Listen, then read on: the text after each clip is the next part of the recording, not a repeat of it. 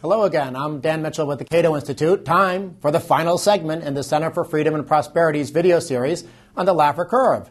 We've already talked about theory in Part 1 and evidence in Part 2.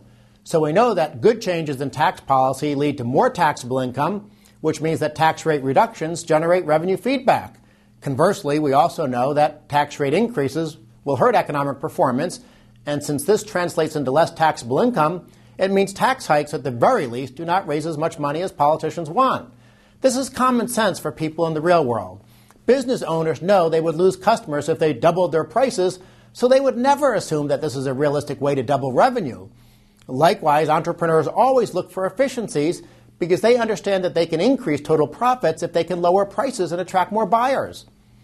Unfortunately, common sense is a rare commodity in Washington, and the revenue estimating system is a perfect example.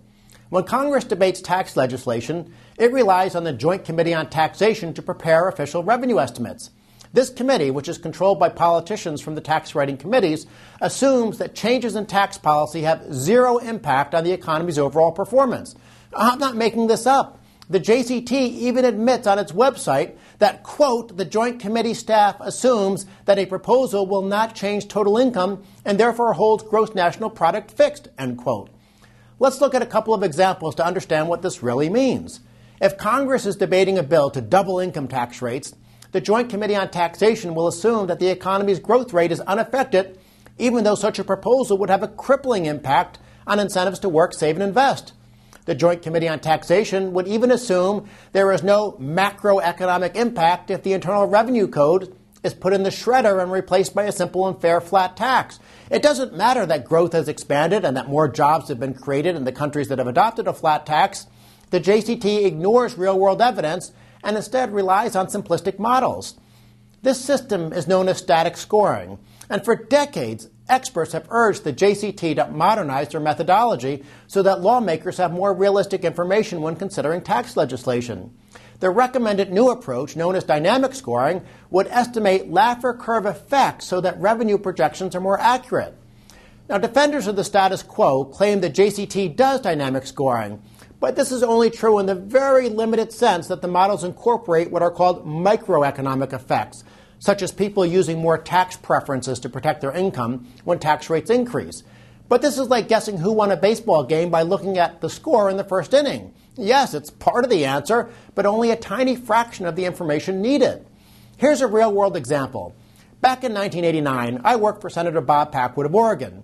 As the ranking Republican on the Finance Committee, he sent a letter to the JCT asking how much tax revenue would be raised if the government confiscated every penny above $200,000. What did the JCT say?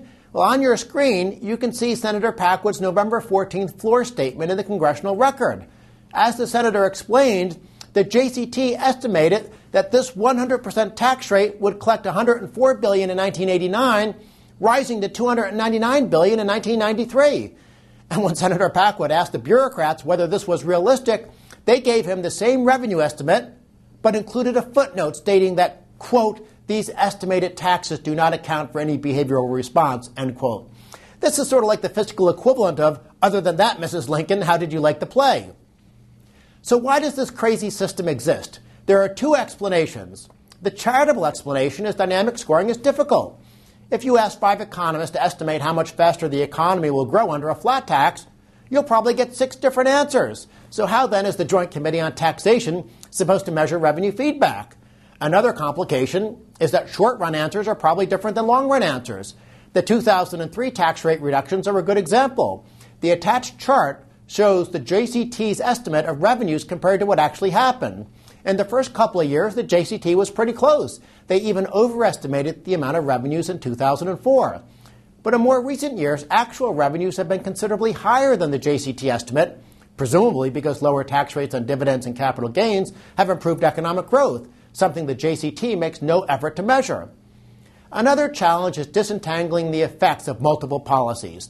If politicians raise taxes and adopt protectionist policies at the same time, the economy will be hit pretty hard, and it would be difficult to figure out which bad policy deserves which share of the blame.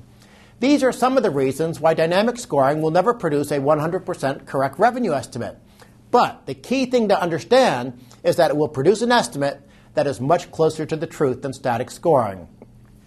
Let's now shift to the less benign reason why dynamic scoring isn't being used. Simply stated, some people like the fact that the current system is rigged against good tax policy. Congressional budget rules are designed to make it difficult, at least on paper, to approve legislation that increases the budget deficit. And since the JCT routinely overestimates the revenues that can be obtained by raising tax rates, and likewise exaggerates the revenues foregone when tax rates are lowered, static scoring tilts the playing field in favor of bigger government. And this is why the tax and spend crowd is dogmatically opposed to dynamic scoring. Let's close with an interesting observation. The Joint Committee on Taxation refuses to make its revenue estimating model public. Instead, the JCT operates in a totally non-transparent fashion, even though we taxpayers pay their salaries and finance their so-called model. Maybe it's time that we get to peek behind the curtain and see what we're getting for our money. I suspect we won't like the answer. And I bet the defenders of the status quo are against transparency because there's no way to defend static scoring in the cold light of day. I'm Dan Mitchell. On behalf of the Center for Freedom and Prosperity, thanks for watching this series on the Laffer curve. Please share these videos to help spread the word.